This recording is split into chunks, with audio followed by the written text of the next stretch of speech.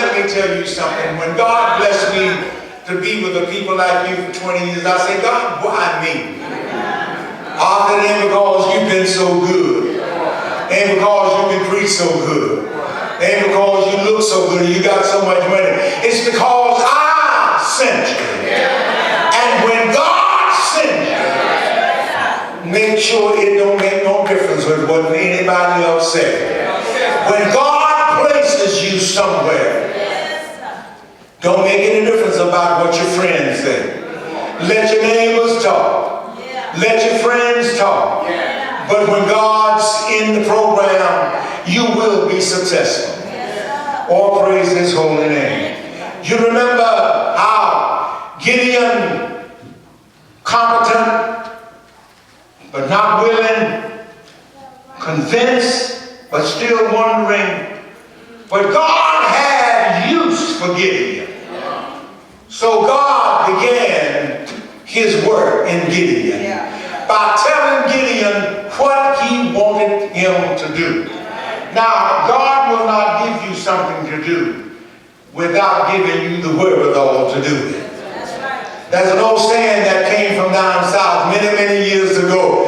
Those whom God guides, God provides. You ought to know that He's been providing and guiding for you and me a long time. I love the way that when I think about how good God has been to me and how selfish I've been toward Him, when I could have done better, I wasn't doing any better. And sometimes, if you don't believe God's got an imagination, sit down sometime in His presence and talk, and then when He says, listen to me, sit down and wait and let God talk to you. I've prayed to God so many times since I haven't been able to walk and move as fast as I used to. And sometimes I just hear Him speaking and said, Arthur, when you could move like you wanted to, when you could move as fast as you wanted to, you weren't going where I wanted you to go. You weren't doing what I wanted you to do, but rather you were doing what you wanted to do. But let me tell you something, when God puts you on His program, you're going to get the program finished before you leave here. Nobody can run over you with an 18-wheeler and kill you, because God got His arms around you. I say when God guides, He provides. Now some of you here that's just like me, you should have been gone a long time ago. You should have been out of here a long time ago. But God looks beyond our faults and our failures and mistakes in spite of what we say and do. Sister Barbara, no matter how we act, God says, I got you in my hand and the devil can't take you out. God got Gideon equipped out of all of his wondering. He says, not what you want, but I want you to be my ambassador. I want you to work for me. And when God hires you, nobody can fire you. I wish you prayed with me just a little bit. When God hires you, nobody can fire you. When you're an ambassador for the Master, you cannot do what you want to do. Praise His holy name. You can't say what you want to say. You can't get mad with folks and say, I ain't going to say nothing because they made you mad. Because if you ever stop doing something for the Master because of people, you'll stop doing what you're doing right now. People will get on that nerve that you didn't even know you had. But I tell you, when God is in the plan, you don't have to worry about the man. Because God is sovereign and He concludes in everything He does, He makes it good in the end. I want you to look at the confrontation. Gideon brings an offering before God and fire flared up from the rock because Gideon was doing what he wanted to do. He wasn't doing it quite like God said do. And until he started giving God the glory. I I want you to hear this. You're looking at a Gideon perspective. I want you to look and see that why you are not successful in your leadership, why I'm not as successful as I could be in my leadership, because sometimes I want to do it like I want it done. And every time you look at that word, I, it's really the center of sin. You can't sin unless I is in it. Or you don't have it. When you see sin, if you can get the I out of it, it ain't sin no more. Praise his holy name. Gideon was trying to do what I want to do. But God kept working with him. I wish you just see that. God proves things with fire. Yes, he does. God proved to the Hebrew boys that in or out of the flame, I'm still in control. And sometimes God allows us to go into the fire before he delivers us. Are you praying with me? God doesn't always deliver us before we get in trouble. God sometimes delivers us after we get in trouble. So we'll know for sure that if it had not been for God, I wouldn't be here today. Elijah, you remember him. God proved with Elijah on the top of Mount Carmel. He proved to Elijah with fire. Baal was calling on their God. The men that was of Baal was calling on their God. But Elijah sat long enough and watched them as they called on a God that had eyes and could not see, had ears and could not hear, had feet and could not walk, had a tongue but could not talk. Who wants to serve a God like that? But Elijah said, the God that I serve, when I get up in the morning, when I speak to him, he answers me back. They laughed while Elijah took water and had them to pour it all over the altar. When Elijah got through performing what God had given him to do, then he set fire to the altar. And when God gets in the fire, even in the fire of your life, he'll make you shout when you don't feel like it. Sometimes it's not physical shouting with your feet, but he'll get in your eyes and make you shed some tears that you didn't even know were there.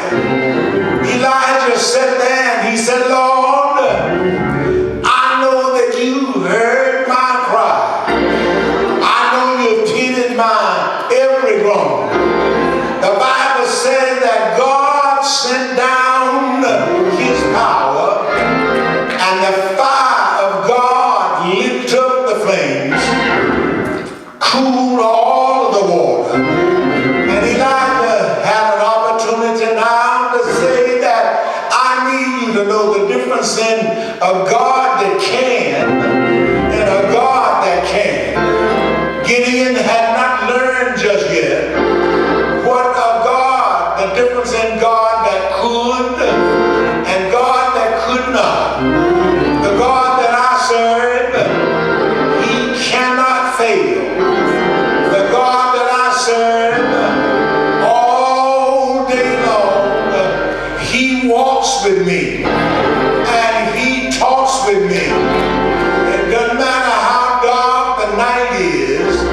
It doesn't matter how long the day is. But the God that I serve is the God that his eyes are on the sparrow. Oh, I'm glad I know that he watches over me. Look at Gideon now. God says, Gideon, I want you to take these 30,000 men and go down to the enemy camp. And I want you to look and see and weigh the battle out. Elijah goes down and look over into the enemy camp. And then God said, well, I tell you, we got a problem, Elijah. I know you got 30,000 with you, but I don't need but just 300. Gideon said, God, I know you are almighty, but I think your mathematical calculation is a little bit off key. Got a whole army down there, and I've got 30,000, and you want to send some home. I need to tell you, God knows what our tomorrow is going to be like. God doesn't have to calculate because he made tomorrow. And I hear the songwriter said, I don't know about tomorrow, but I just know who holds my hand. You remember God had said to Gideon, you've got too many. And when God started to thinning the crowd out, Gideon said, God, what do I do now? God says, go on down to the enemy's camp and just do what I tell you to do. And when Elijah got down to the enemy camp, he gave them all a picture. And he said, when you hear me make the sound, just break the picture and watch and see what the enemy will do. When everybody got set and in place, the Bible says that Gideon gave them the sign, and everybody broke their picture, and it made such an unusual noise that the enemy started running over each other and started killing themselves. I stop by to tell you, when you're sent by God, you don't have to worry about where the enemy is. I know another man was sent by God, left his mighty home in glory, and came all the way down to earth to live in a miserable place where sinful men and women live. But God took care of him for 3 long years. He walked among men. He healed the sick, and he raised the dead, gave sight to the blind. And then all of a sudden one day, they said, we don't want to believe anymore. And the crowd from upstairs looking downstairs and said, crucify him. But look, he was sent by God. And I wonder why sometimes that God didn't stop them. But God got on his program yesterday. Got on his program today. But most of all, he got on his program for tomorrow. He let Jesus go by the way of the cross. The Bible said they hung him high and stretched him wide. But I said he was sent by God. God let him stay on the cross. And they took him down, buried him in a borrowed tomb, and he stayed there for 3 long days. But then early, I said early, on the 3rd day morning, he got up from the grave, declaring just one thing: all power, because he sent me. I'm going back to him. And when I go, I want you to know you have a job to do. I hear him says, go ye therefore into all the world. And I want you to make disciples